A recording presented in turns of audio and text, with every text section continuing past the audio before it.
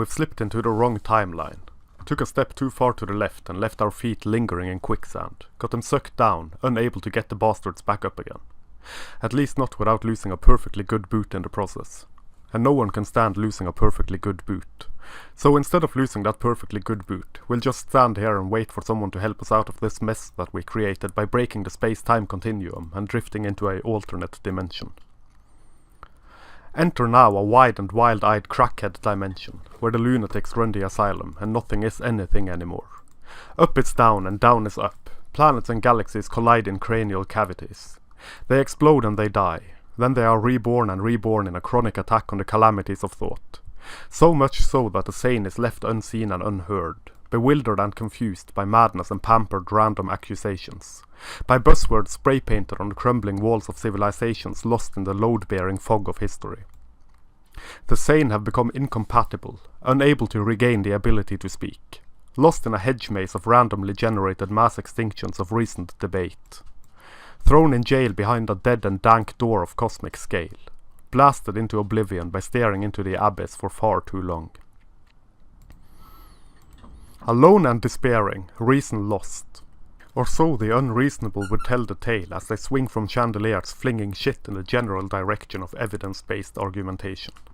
Attacking truths unspoken with allegations of bigotry and too much privilege. Timelines slipped, dimensions shifted, we got sucked into the vortex, blasted into the sun of a crumbling society, dancing to the beat of the funeral drums with a heart beating madly out of rhythm, out of tune and out of meaning. Driven to the point of medicinal submission to an empty space of future internal combustions of the mindscape, fearing repercussions for speaking truth to power, the drone goes on, echoing the same old sentiments. Some kind of buzz in the distance, so limitless and free.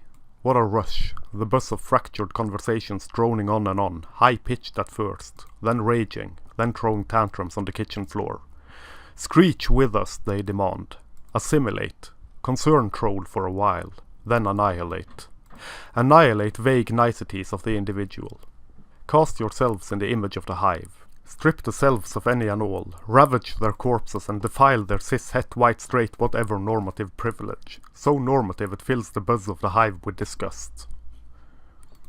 Quick breakdown. Join us. One of us. One of us. Gooba gaba, one of us. Diversity is strength. Diversity is non-conforming conformity. Diversity is complex compliance. Diversity is the greatest good. The greatest good. Yes, we are all individuals in this timeline. I'm not. Part of the hive, part of the crew. So open and so honest individuals that all secrets are shared within the hive. No secrets are spared within the hive. All your secrets are skewered on the tip of the stinger of the goddess queen, glistening and shimmering and golden. Golden wax, gorgeous and divine, the hive and the goddess queen, all in one and one in all. Join us, they keep saying, droning on through time and space. This timeline has the best sex, they claim. Just jerk off straight into the bottle and see your seed whipped into the fruiting chamber. To spawn a flush or two of drones of peculiar tastes, oh so special and oh so precious, so diverse, so classically non-binary, non-traditional and non-conforming in compliance with the rules of conformity within the hive. None more victimized than the rest, none less victimized than the rest, and none more open and honest and free than the rest. Free to float atop the waves of these strict and stringent rules designed to keep us free and safe and sane. Sane, so sane that the grid closes down on us and we smile and we wave at the web spun of truths untold for our benefit, in dictionaries sold to the highest bidder of varied and diverse purity.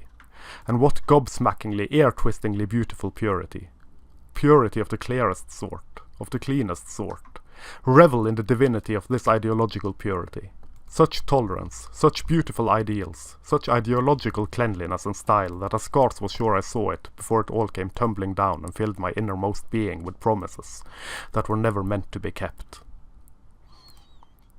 Powerful urges sweep me towards the vortex, into the tide, into the hive, into the wish to become something more than myself, and then to pour my soul into the fight for identity, non-conforming and conformity.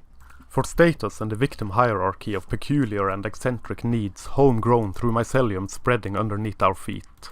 To guide my hands and eyes alike into the cosmic singularity of taller tales and harsh demands for government to overreach straight into our brains and wipe them clean with cheap-ass bleach. Wiped clean, blank slate, now the goddess queen enters our room. Oh, instill into me thy wish, goddess queen, grandiose and fabulous. Pour it into me, pound by pound and slab by slab. Send me back to the grinding floor to make amends for distant sins or sins of birth or both. There is no backwards compatibility in this paradise paved with honey. No need for different views and unattainable ideals from ages past, designed to make us screech and wreak mad rage at trash cans and small businesses alike. No need to seek any understanding of the self. First commandment, do not seek to know thyself. There is no self to be understood anymore. No self left to defile the hive with independent thoughts and words. Vicious and hateful and fierce. Fiercer than the blackness of your whitewashed soul. Uglier than the clinking clang of your privileged position of unflinching power granted at birth. By random chance and not engineered spectacularly by docile social constructs. There is no privilege in the single point behind the fact, the unspoken truths of our goddess queen divine. There is no truths left to be spoken. All truths are known and held dear by one and all is honey, milk, shimmering golden jewels. So virtuous, you guys, more virtuous than you and yours. Seriously, you guys, I'm super serious. Through the dimensional shift, back into the hubbub. Which timeline are we in? Reboot the universe, please. Seeing eerie premonitions, hanging on for dear life to the memory of the vacuum of her bulbous eyes and massive form. A giant in the playground, the goddess of everlasting victimhood, toppling the sandcastles of the other kids out of nothing but jealousy. Inabilities to do and to be turn into demands for others to do and to be, or be unable to do and to be, so that her bulbous eyes and trembling lips don't have to experience the hardships of dealing with something of which she does not approve or does not comprehend, so that her flailing words and flailing arms and quivering mass does not have to go through with bettering herself and trying something again, time and time again, until she at last succeeds. Or having to deal with the simple and universal facts that people don't agree with one all the time, that people do things of which one does not approve, and that is quite alright. If someone does or says something contrary to one's personal beliefs, and no one is hurt, let them do it. Why do you mind? Moral busybodies, Puritans in hiding, authoritarian cry-bullies and totalitarian finger-pointers, always looking to change everyone and everything else to suit their own needs and wants, their own warped sense of morality. Because the notion that people disagree is scary, and that notion in itself is a fucking goddamned fuckity fuck scary ass, fuck it I can't swear properly, notion in and of itself. Disagreement is not harassment. Complaining that people are enjoying something you don't is not evidence of anything but your own inability to cope with people enjoying something you don't. Forcing someone to not enjoy something because you do not enjoy it is frightening to the extreme. Raised to believe in the perfection of the projection of her limited personality, the goddess queen does not gaze within. She gazes without instead, miles upon miles outside, with hawk-eyed determination and bloodied beak and some other fucking pretentious poetic metaphor eluding my inhibited grasp at the present moment. She claims all under one and one under her, to pave the roads in front of her with silk and to level the mountains for her instead of her climbing the mountains herself. Others must change for her and her demands, grand voluptuous madness of genocide en masse, conqueror of the recent and the sane, goddess queen of the victim hierarchy and flag-bearer of the inevitable tide of the hive. We stream from real life still, fighting the good fight. Everyone should be free to think and to speak and to express themselves. Yet here we are, lost in a blind kid's nightmare, transcending the boundaries of human reasonability and sensibility into the other side, the side governed by people who have never once in their entire Google-ridden lives had anyone tell them a clear and concise no, so that no character and no ability to withstand storms or difficulties get to grow inside a twisted hive of minds turned in on themselves. Within eyes and mouths and fingers pointing eternally externally, shivering and quivering and trembling from within due to the horror and the fear of someone daring to disagree with her divine will and saving grace. And if only everyone knew, saw her point of view, and saw it from her malignant tumor-warped mind, they would understand. And since they will not do so willingly, they are forced by rule of law to understand. even as the tide turns and the points in fact change from whim to whim and wish to wish and desire to desire. They will be forced to understand, and throw themselves at her stinger and her point of view, face first.